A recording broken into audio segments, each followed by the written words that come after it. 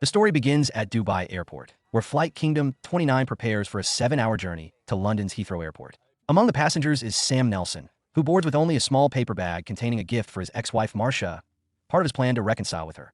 Meanwhile, back in London, Marcia is with her new boyfriend Daniel. She texts Sam, desperately asking him not to board the plane. But it's too late. Sam replies that the flight is already departing. During the flight, a passenger named Hugo tries to make small talk with Sam, but Sam brushes him off, clearly preoccupied with his own thoughts. Everything changes when a young woman named Naomi enters the airplane restroom and makes a chilling discovery: a bullet shell on the floor. Terrified and unsure what to do, she returns to her seat and tells her friends about the disturbing find. What's that?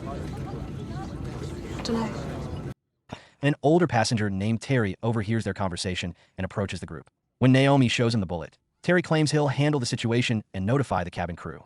However, instead of reporting to the crew, Terry takes the bullet directly to a first-class passenger named Stuart, who's sitting near Sam. Sam, being observant, watches this suspicious exchange between Terry and Stuart. The two men discuss how their plan has been disrupted by Naomi's discovery, and they realize they can't wait for their original timeline. Terry returns to the girls with a fabricated story, claiming the bullet came from an earlier military inspection and there's nothing to worry about. While Naomi believes him, her friends remain skeptical. Their suspicions grow, and they eventually call over a cabin crew member named Arthur to ask about the bullet. Arthur appears genuinely confused, having no knowledge of any inspection. This reaction alerts Terry that they need to act immediately. Without warning, Terry, Stuart, and several other passengers, Jaden, Lewis, and Jamie, suddenly pull out guns and take control of the aircraft. They order everyone to sit down and surrender their cell phones.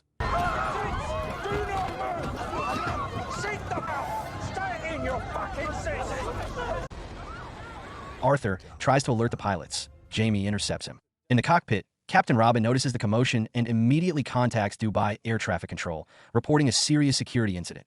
The hijackers force a crew member named Colette to call Captain Robin and demand he open the cockpit door. Stuart reveals he knows about Robin's affair with Colette and threatens to kill her unless Robin complies. Desperate to save Colette's life, Robin attempts to open the door, but his co-pilot Anna refuses to allow it. In a moment of panic and rage, Robin repeatedly strikes Anna and unlocks the cockpit door, giving the hijackers complete control of the aircraft. Under gunpoint, Robin is forced to contact Dubai authorities and retract his earlier distress call, claiming everything is safe. However, Abdullah, the Dubai air traffic controller, remains suspicious of the sudden change in communication. The hijackers disable the plane's Wi-Fi, but Sam had cleverly hidden his phone and manages to send a text to Marcia, warning her of the dangerous situation unfolding. Back in London, Marcia shows Sam's message to her detective boyfriend Daniel. Their son Kai insists his father would never lie about being in danger. When Daniel asks about Sam's profession, they reveal that Sam is a top-tier negotiator, typically called in when organizations face their most critical conflicts. Meanwhile, at Dubai Airport, a baggage handler named Neela receives a distressing phone call from her husband. She rushes home, but finds the house empty, a detail that will prove significant later. Recognizing the gravity of the situation, Sam approaches Stuart with a calculated offer. He explains that while most passengers will comply out of fear, some will inevitably try to fight back and cause chaos. Sam proposes to help the hijackers execute their plans smoothly in exchange for safe passage home. I'm gonna help you. Stuart doesn't respond directly, but photographs Sam's passport and orders him back to his seat. Later, Jamie forces Sam to unlock his phone, but fortunately doesn't find the hidden message Sam sent to Marcia. Two brave passengers decide to take action against the hijackers. They attack and overpower Jaden, but during the struggle, his gun goes off and falls somewhere in the cabin. Panic ensues as everyone searches for the lost weapon. Sam finds the gun and, in a strategic move to gain the hijackers' trust, hands it over to Stuart. In London, Daniel contacts his ex-girlfriend Zara, who works in counterterrorism, asking her to investigate Sam's flight. She reaches out to her contact at London Air Traffic Control, who then connects with Dubai ATC. Dubai Security confirms that the earlier security incident was a false alarm, and this information filters back to Zara and Daniel. They relay the good news to Marcia and Kai, who feel relieved. Though their relief will be short-lived out on the plane, Sam writes a message on the back of a magazine and passes it to Stuart, indicating that the pilot poses a problem. He convinces Stuart to remove Captain Robin from the cockpit, explaining that the plane can fly on autopilot. Stuart questions Robin about the autopilot system, and after learning the aircraft can indeed fly independently, he brings the captain back to the passenger cabin. With the pilot now in first class, Sam initiates the next phase of his plan. Using the airplane's in-flight entertainment system, he communicates with Robin through a chat feature in one of the games. Robin informs Sam that they haven't made contact with ground authorities and warns of an impending crisis. They're about to enter Iraqi airspace. If Iraqi air traffic control doesn't receive proper communication from the captain, they'll scramble military jets with potentially deadly consequences. Sam checks the flight map and realizes they're approaching Baghdad. When a call comes from Baghdad ATC, Sam alerts the hijackers that the captain must respond, or the Iraqi military will shoot down the aircraft. The hijackers force Anna to communicate with Baghdad, but the controllers become suspicious and demand to speak with the captain. Initially, Robin refuses to cooperate, but under extreme pressure, he's dragged into the cockpit.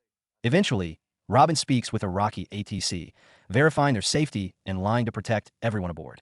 As he exits the cockpit, he subtly adjusts a dial, slightly altering the plane's trajectory.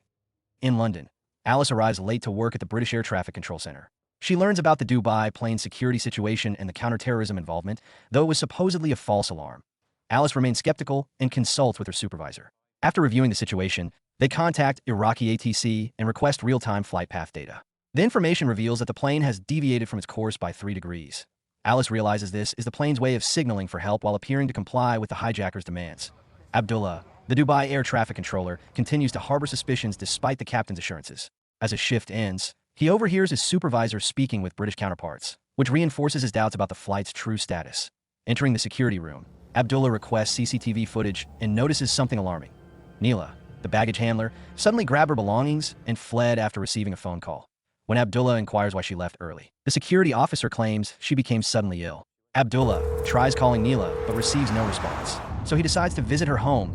At Neela's house, Abdullah encounters 2 British men who claim to be house cleaners. They tell him that Neela and her husband are upstairs. When Abdullah goes to investigate and calls out, no one responds. Entering the bathroom, he makes a horrifying discovery.